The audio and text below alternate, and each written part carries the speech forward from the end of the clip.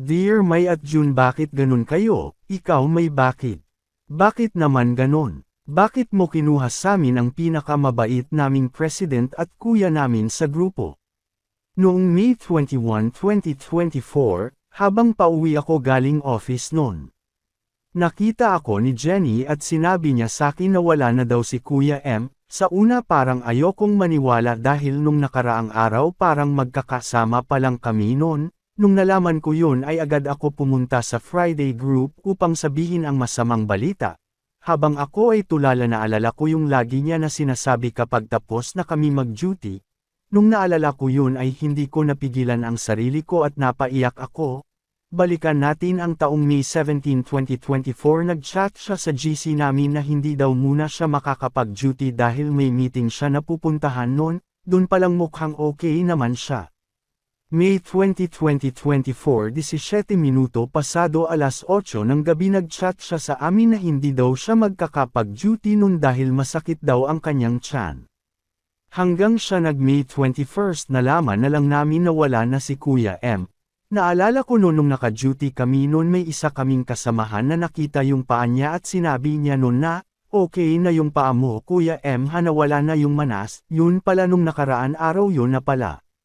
Hanggang ngayon hindi parent kami makapaniwala na wala ka na Kuya M, kung nasaan ka man ngayon lagi mo kaming gabayan mga kasama mo sa volunteer.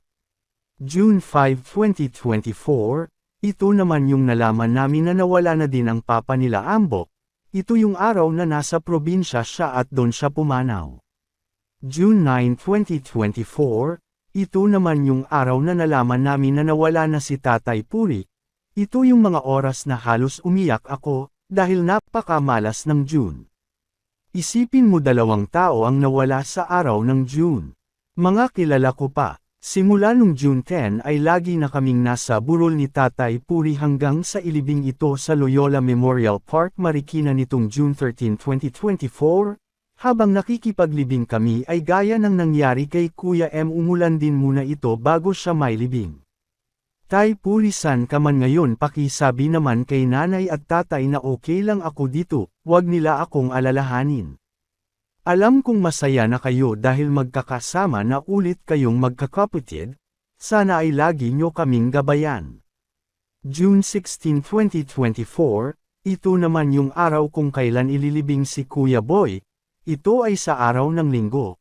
Biruin mo halos sunod talaga yung nangyari, si Tay Puri nung 13 lang tapos si Kuya Boy naman sa June 16, grabe ka talaga June, bakit ganito ginawa mo samin? Super sakit sa dibdib tong ginawa mo sa amin. Sa mga nagtataka bakit sa blog ko ay puro na lang laging may burol, kahit ako man ay hindi ko matanggap na nagyari ito.